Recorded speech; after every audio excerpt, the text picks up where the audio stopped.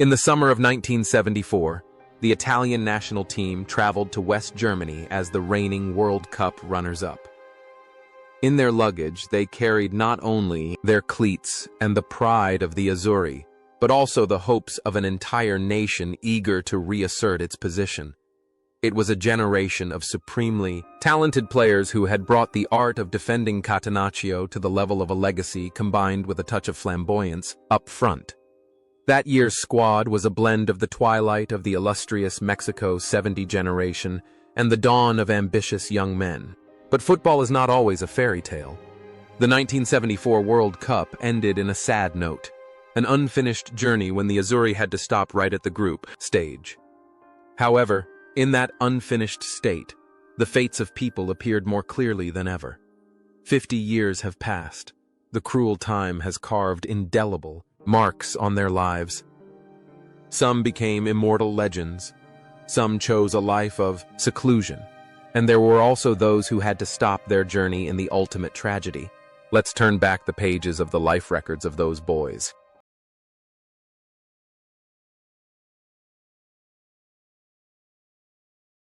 Benetti, then 28 years old, was the embodiment of strength and toughness in the midfield. If the Italian team needed someone to extinguish the opponent's excitement, it was him, with his steel playing style, fierce tackles that sometimes overshadowed his personal technique. Benetti was the rock that every opposing artist feared. He plowed through the entire 270 minutes of the tournament that year, the tireless lungs keeping the breathing of a team that was showing signs of fatigue. After the tournament, Benetti's career continued to flourish. He became an icon at AC Milan, and then Juventus, collecting the Scudetto and Coppa Italia titles. He is the type of player who, when he retires, is remembered not for his beautiful goals, but for his warrior spirit that never surrenders away. From the field, Benetti chose a quieter life, away from the flashy flash. The man who once terrified opponents on the field, now 78, is living a peaceful life in his hometown, occasionally appearing as a pundit, carrying with him memories of a time when football was full of blood and passion. The brainy Fabio Capello played alongside the fearless Benetti. By 1974, the 27-year-old was already a central midfielder with a keen tactical eye. Capello played more with his head than his feet, and his consolation goal against Poland that year was a testament to his excellent positioning and reading of the game. Although Italy lost, Capello had already shown that he was the future of Italian football. And indeed, Capello's life after retiring was even more brilliant than when he played. He was not only a good player, he was born to be a General Capello, became one of the greatest coaches in history, conquering from AC Milan, Real Madrid, to Juventus, and the England team. He is the embodiment of iron, discipline, and absolute winning mindset. Today, at the age of 80, Don Fabio still maintains his dignified demeanor as a sharp commentator, a giant whose every word is listened to by the football world with absolute respect.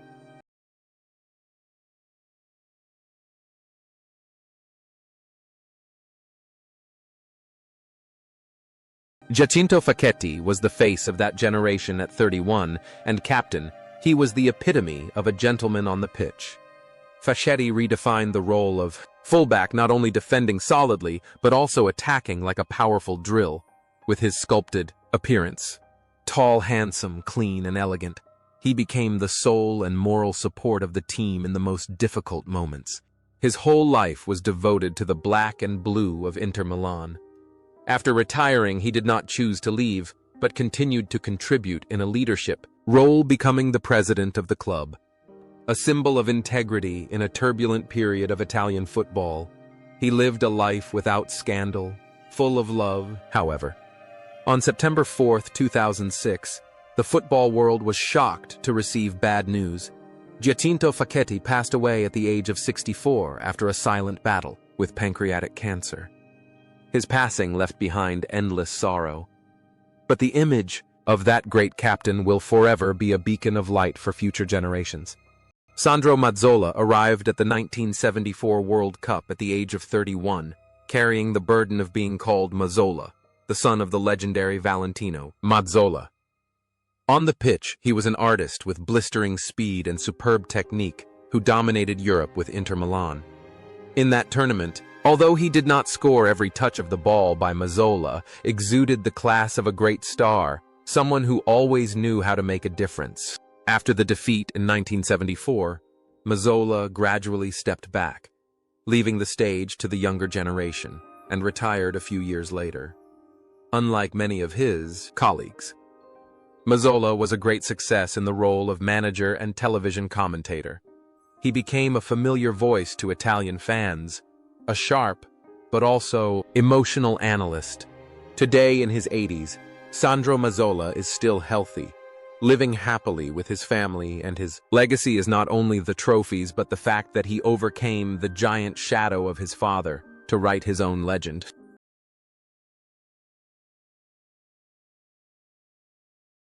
Dino Zoff. The silent giant in goal was 32 at the time. Zoff was not a flashy player. He was absolute safety. With his stoic face and intense concentration, Zoff was the last line of defense, giving his teammates peace of mind. His performance in 1974, although not enough to save Italy, was a stepping stone to an extraordinary journey later. Zoff's career is a testament to the saying, "The older the ginger, the spicier it is." He played persistently, and the pinnacle was the 1982 World Cup championship. When he was 40 years old, an unprecedented record. After retiring, Zoff became a virtuous coach, once leading the Italian team to very close to winning the Euro 2000 championship.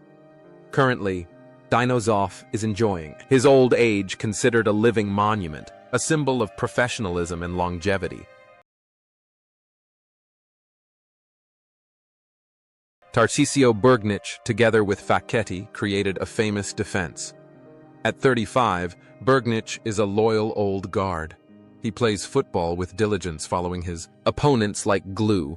Not flashy, not noisy, Bergnic is the one who does the quietest work so that the stars can shine. He is a classic defender, considering stopping goals more important than his life. After hanging up his boots, Bergnic had a long coaching career, wandering through many small teams, dedicating himself to his passion for tactics. He lived a modest life away from the scandals of modern football. It seemed that the role of silent hero was destined for him until the end of his life. In May 2021, Tarcisio Bergnic breathed his last at the age of 82, taking with him the memories of a famous time of concrete defense to eternity. Pietro Anastasi. A 26-year-old from southern Italy was the hope of the attack. Nicknamed the White Pele, Anastasi had a natural ability to score goals and an improvisational finish. At the 1974 World Cup, he scored Italy's first goal against Haiti, a rare glimmer of hope in a dismal tournament. Anastasi is a symbol of rise from a poor boy in the south to a star of Juventus. However, behind the halo, his life was quite quiet. He lived a simple life attached to youth training and commentary. In the last years of his life, he had to fight the terrible disease, amyotrophic lateral sclerosis, ALS. On January 17, 2020, Pietro Anastasi passed away at the age of 71. His passing is a sad reminder of the fragility of human life, even if he was a hero on the field. Gigi Riva, a name that evoked both respect and fear in every defender. The nickname Rombo di Tuono, the Thunder, said it all thanks to his powerful left-footed shot. By the 1974 World Cup at the age of 29, Riva was still the main striker, but persistent injuries had begun to wear down the Warriors' legs. Although he did not score in the tournament, his legacy as Italy's greatest ever striker remained intact. The strange thing is that Riva refused all invitations from the Northern Giants to stay with Cagliari, a small team on the island of Sardinia, for life. He chose love and loyalty over frivolous fame. Riva lived a reclusive life, as quiet as the island he chose as his second home. Sometimes people saw melancholy in him. He became the guardian angel of Italian football in the role of team leader for many years. However, that thunder finally had to be silent. In January 2024, Gigi Riva passed away, leaving an entire Italy in mourning. He left carrying, with him, the secret of the power of loyalty that the modern football world seemed to have forgotten.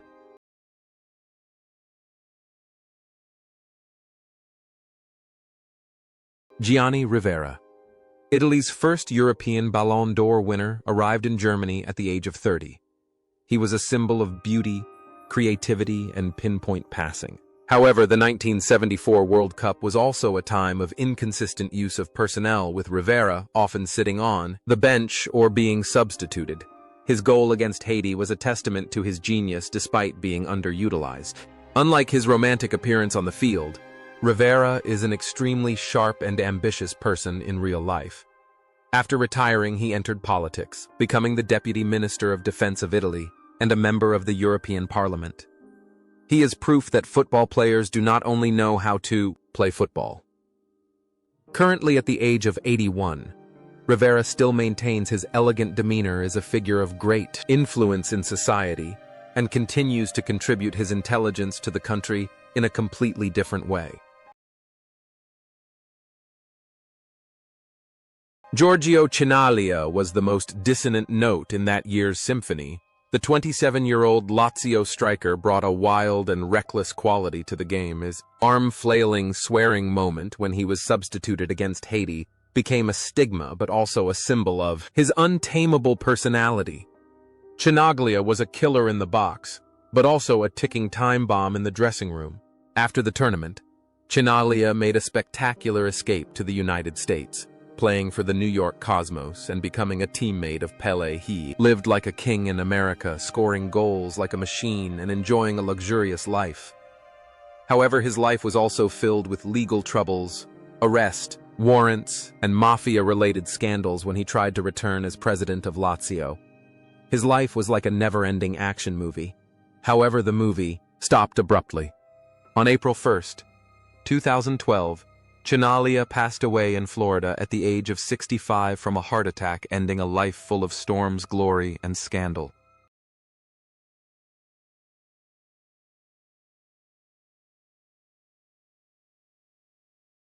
Roberto Boninsegna was a classic center-forward nicknamed Bonimba, famous for his pressing ability, strength in the tackle, and his thunderous finishing. At the age of 30, the player, born in 1943, went to Germany to attend the 1974 World Cup with the aura of the hero of the 1970 World Cup, where he scored in the final against Brazil.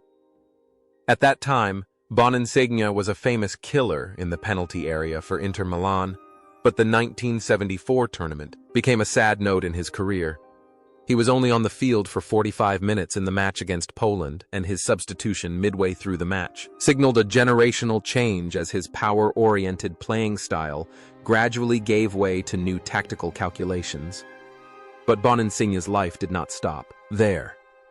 2 years later, an earthquake occurred. He was sold by Inter to arch-rivals, Juventus, in exchange for Pietro Anastasi. Inter fans were outraged, and Juventini were skeptical of the 33-year-old. However, Boninsegna turned his doubts into motivation. In the black and white striped shirt, he rejuvenated brilliantly, winning 2 more Scudetti and 1 Cup Winners' Cup, proving that the instinct to score goals is something that no age can erode. Away from the pitch, Boninsegna has chosen the life of a demanding but passionate observer. He has worked as a technical director and youth coach, but what people remember most about Bonimba is his straightforward, uncompromising personality. Just like the way he plays, he is not afraid to criticize modern football for its lack of true number 9s. His private life is quite private. He finds joy in elegant hobbies and family away from noisy scandals. It seems that the strength and roughness on the pitch has been applied to his life, turning him into a thorny but respectable monument. Today, at the age of 81, Roberto Boninsegna is still living healthily in Mantova. He is still a tough old man. Historical witness, always ready to tell heroic stories about a time when football was a battle of real men.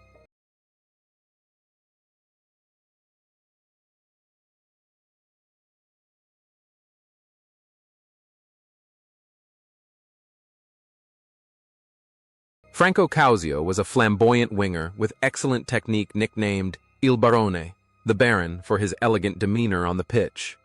At the 1974 World Cup at the age of 25, the prime of his career, he only played 2 matches and could not help Italy get past the group stage, but the Barons, dribbling and flowing hair, still managed to create a romantic impression on a team that was gradually aging.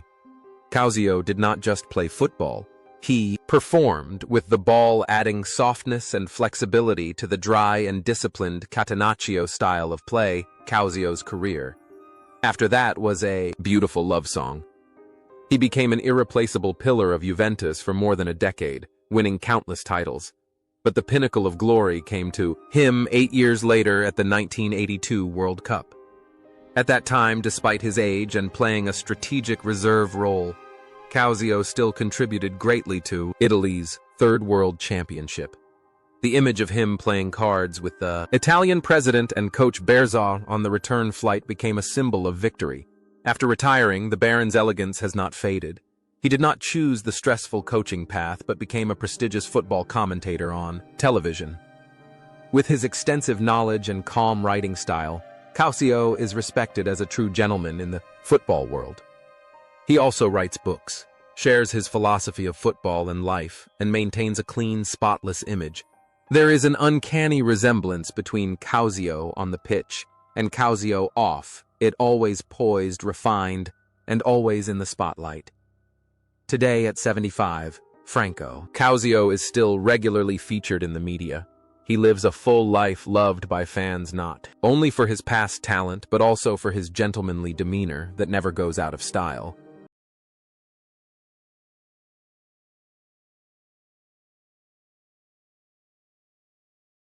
Giuseppe Wilson was the legendary captain of Lazio, a clever libero of English descent, but Italian by heart, renowned for his commanding defensive abilities and strong personality.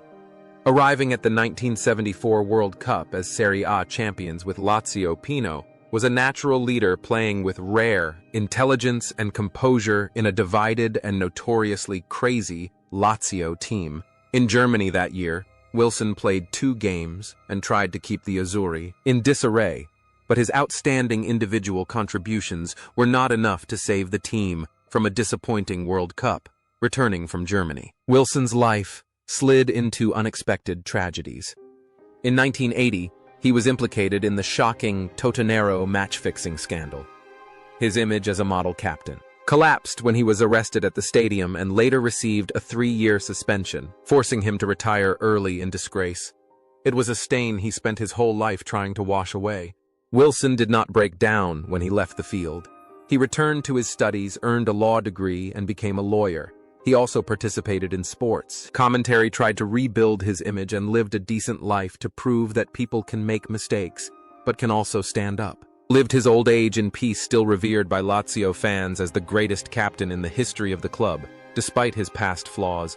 Wilson's fate seemed to mirror that of Lazio. At the time, the pinnacle of glory and the depths of darkness always went hand in hand. However, that tumultuous journey finally had to end.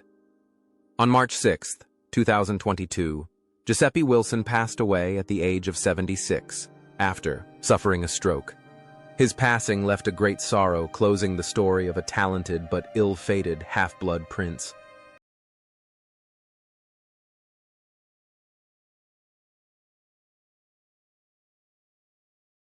Francesco Morini. At 29, Juventus's hard-nosed centre-back emerged as a silent rock in defense, nicknamed Morgan, after a pirate for the way he pursued and stifled every breath of the opposition striker. Born in 1944, Morini did not need flowery words to make his mark. His fierce, persistent, and uncompromising style of play spoke for itself. In the memories of those who watched him play, Morini was always the image of tenacity and toughness, a warrior whose mere presence was enough to make opposing players flinch. After the World Cup, Morini continued to be a pillar of Juventus's domination of Serie A and the European Cup Winners' Cup. He retired without ever scoring a goal in an official match, a strange record but a source of pride for a classic hard-nosed centre-back. After hanging up his boots, Mourinho did not choose to coach. With his intelligence and sharpness, he moved to become the sports director for Juventus, becoming the silent architect for the team's resounding successes in the 80s and 90s. Mourinho's personal life is very private. He is a family man, a successful businessman, and maintains close relationships with his former teammates. People often see him with a gentle smile completely opposite to his killer face on the field. He is proof that those who do the quietest work are often the ones with the deepest souls. However, the law of birth, aging, sickness, and death spares no one, even the most resilient pirates. On August 31st, 2021, Francesco Mourinho quietly passed away at the age of 77. His departure was not noisy, but left a big void at Juventus, where he devoted his youth to protecting the goal and the rest of his life to building the team.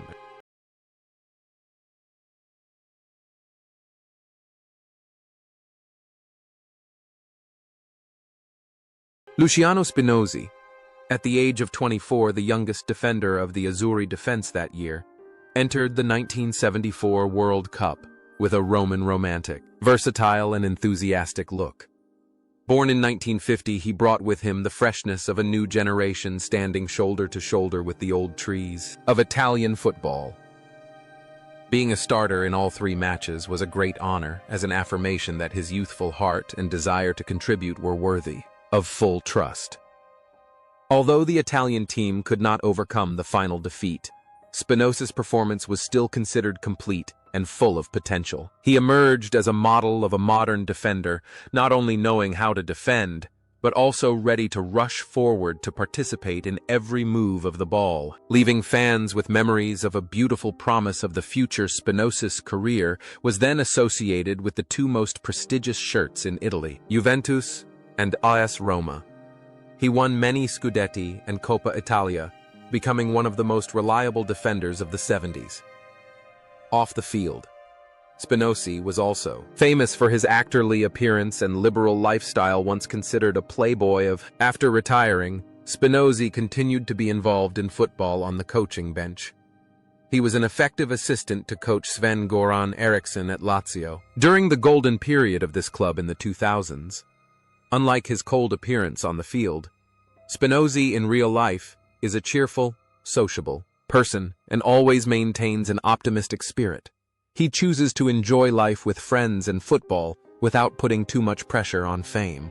Today, at the age of 74, Luciano Spinozzi is still living a healthy life. He occasionally appears on commentary programs with a bright smile on his face. His journey from a young defender in 1974 to a happy old boy today is a testament to a life lived to the fullest with passion, where football is a joy and not just a burden of achievement.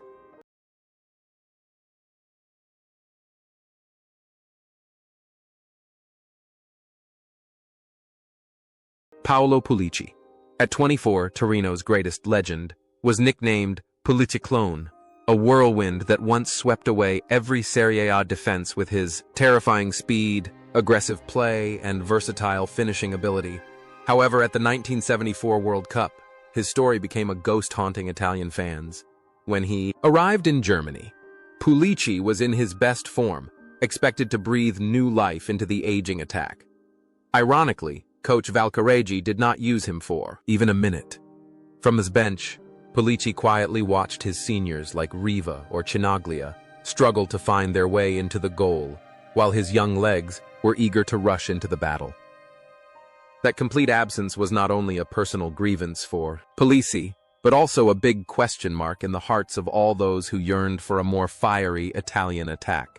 Not letting the disappointment of the World Cup overwhelm him, Pulici returned to Italy and turned his anger into strength.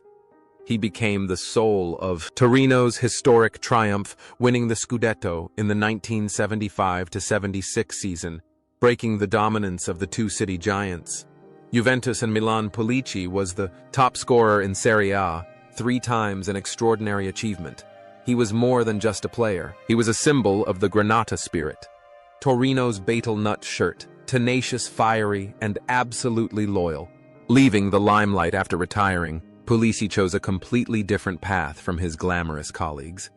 He refused senior management or commentator roles to become a coach for the youth team of an amateur club, Pulisaclone, is now a devoted teacher teaching children not only how to play football but also how to be a human being.